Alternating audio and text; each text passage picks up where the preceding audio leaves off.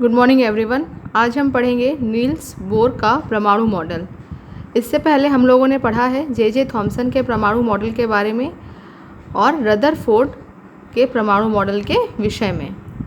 Niels Bohr ने क्या किया था? परमाणु के रदरफोर्ड मॉडल की कमियों को नील्स बोर द्वारा दूर किया गया था।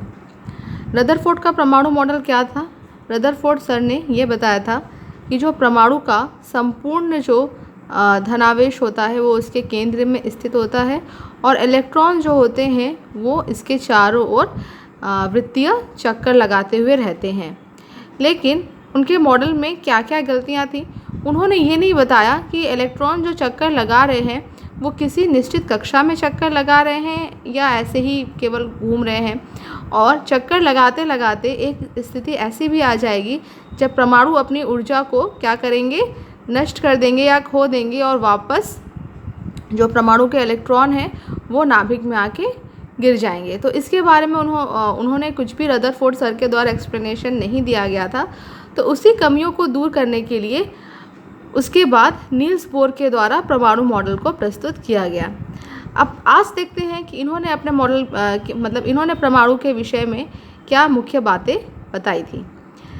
बोर ने यह प्रस्तावित किया कि परमाणु का समस्त द्रव्यमान तथा धनावेश उसके नाभिक में उपस्थित होता है। मतलब ये मान लो आपका पूरा अगर परमाणु है तो परमाणु का जो संपूर्ण धनावेश और उसका जो संपूर्ण द्रव्यमान होता है वो उसके नाभिक में स्थित होता है, पहली बात। दूसरी बात क्या है? तथा इलेक्ट्रॉन नाभिक के चारों ओर स्थिर या अचर कक्षाओं में घूमते हैं। जो इलेक्ट्रॉन होते हैं वो नाभिक के चारों ओर कुछ स्थित कक्षाएं होती हैं, कुछ स्थिर मतलब निश्चित कुछ कक्षाएं होती हैं, उसी में इलेक्ट्रॉन्स घूमते रहते हैं। प्रत्येक कक्षा में किसी निश्चित संख्या तक इलेक्ट्रॉन हो सकते हैं। जैसे यह आपके अगर फर्स्ट कक्षा है तो इस पहली कक्षा में केवल मैक्सिमम 2 इलेक्ट्रॉन ही मूव कर सकते हैं। उसके बाद सपोज़ करो ये दूसरी कक्षा है तो दूसरी कक्षा में केवल 8 इलेक्ट्रॉन मूव कर सकते हैं, केवल 8 इलेक्ट्रॉन मूव कर पाएंगे, ठीक। उसके बाद जो तीसरी कक्षा होगी उसमें 18 इलेक्ट्रॉन मूव करेंगे।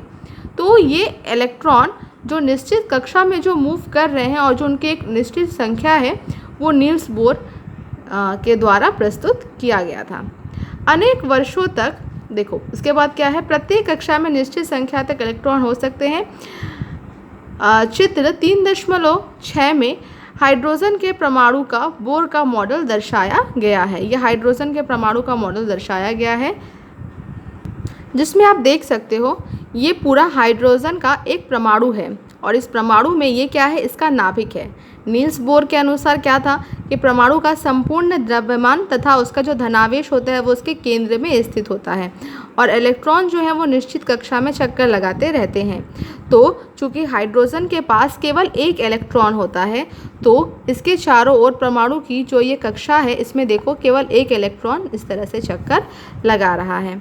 अनेक वर्षों तक केवल 2 मूलकण इलेक्ट्रॉन तथा प्रोटॉन ज्ञात थे। सन 1932 में जेम्स चैडविक ने एक नए कण की खोज की जिसका द्रव्यमान प्रोटॉन के द्रव्यमान के लगभग बराबर था, परंतु उस पर कोई धनावेश नहीं था। इस उदासीन कण को न्यूट्रॉन नाम दिया गया। नाभिक जिसमें परमाणु का लगभग सारा द्रव्यमान उपस्थित होता है प्रोटॉन तथा न्यूट्रॉन से मिलकर बना होता है। बहुत लंबे समय तक केवल यही माना जाता रहा है कि परमाणु केवल 2 मूल कणों से ही मिलकर बना है, इलेक्ट्रॉन और प्रोटॉन। लेकिन 1932 में जेम्स चैडविक ने क्या किया? इसके परमाणु के नाभिक में से एक और तत्व की खोज की जिसका नाम उन्होंने क्या रखा? न्यूट्रॉन रखा था, ठीक। अब मैं आपको यहाँ पे एक फॉर्मूला बताना चाहती हूँ कि प्रत्येक कक्षा में कितने इलेक्ट्रॉन हो सकते हैं और ये जो फॉर्मूला है वो नील्स बोर सर के द्वारा ही दिया गया था। तो उन्होंने एक फॉर्मूला दिया था, उस फॉर्मूला है 2n का स्क्वायर। ये फॉर्मूला है। ये फॉर्मूला किस चीज़ पर है कि प्रत्येक कक्षा में मैक्सिमम कितने इलेक्ट्रॉन हो सकते हैं। जैसे सपोज़ करो अगर हम बात करते हैं कि जैसे ये हाइड्रोजन का परमाणु है, तो हाइड्रोजन परमाणु का कि जो पहली कक्षा है उसमें कितने इलेक्ट्रॉन हो सकते हैं, तो n क्या दिखाता है, n आपके दिखाता है कि नंबर ऑफ कक्षा, मतलब ये किस, हाँ मतलब ये किस सेल के बारे में हम बात कर रहे हैं, या हिंदी में बोलेंगे तो ये किस कक्षा के बारे में हम बात कर रहे हैं। तो अगर हम देखना चाहते हैं कि पहली कक्षा में मैक्सिमम नंबर ऑफ इलेक्ट्रॉन कितने हो सकते हैं, तो देखो 2 की जगह तो 2 वैसे ही रहेगा, इनटू यहाँ पे हमने पहली कक्षा के बारे में इलेक्ट्रॉन की संख्या ज्ञात करना है ना, तो 1 रखेंगे और 1 का स्क्वायर कर देंगे। क्या आएगा, 2 इंटू 1 इज इक्वल टू 2। तो दैट मीन्स क्या है कि पहली कक्षा में अधिक से अधिक कितने इलेक्ट्रॉन हो सकते हैं, 2 इलेक्ट्रॉन, मैक्सिमम 2 इलेक्ट्रॉन रखे जा सकते हैं। अगर बात करें जैसे ये एक परमाणु का नाभिक है और ये इसकी पहली कक्षा है, तो पहली कक्षा में मैक्सिमम इलेक्ट्रॉन कितने हो जाएंगे, केवल 2। दूसरी कक्षा में कितने इलेक्ट्रॉन रखे जा सकते हैं, तो जब दूसरी कक्षा में इलेक्ट्रॉन की संख्या की बात आती है तो जो 2 है ना, n के स्थान पर रख दो 2, तो 2 का स्क्वायर हो जाएगा, क्योंकि फॉर्मूला में 2n स्क्वायर है। तो 2 और 2 का स्क्वायर कितना होता है, 4, तो 4 इंटू 2 इज इक्वल टू 8। तो दूसरी कक्षा में मैक्सिमम कितने इलेक्ट्रॉन रखे जा सकते हैं, 8। ठीक, इसी तरह से अगर आपको कक्षा 3 में निकालना है कि इसमें कितने इलेक्ट्रॉन रखे जा सकते हैं, तो इसके लिए भी फॉर्मूला यही सेम रहेगा, बस n की जगह पे आप 3 रख दो, 2 इंटू 3 का स्क्वायर। तो यहाँ पे 2 इंटू 3 का स्क्वायर कितना होता है, 9 होता है, और 9 इंटू 2 कितना होगा, 18 हो जाएगा।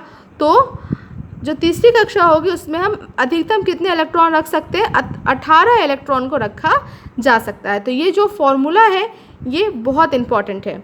आज के लिए आपका एक होमवर्क रहेगा, वो होमवर्क ये रहेगा कि आपको बताना है कि चौथी कक्षा में मैक्सिमम कितने नंबर तक इलेक्ट्रॉन रखे जा सकते हैं। आप मुझे YouTube पर कमेंट करके बताना कि जो चौथी कक्षा होगी उसमें हम मैक्सिमम कितने इलेक्ट्रॉन को रखेंगे। आई होप आपको मेरी ये क्लास समझ में आई होगी। Thank you.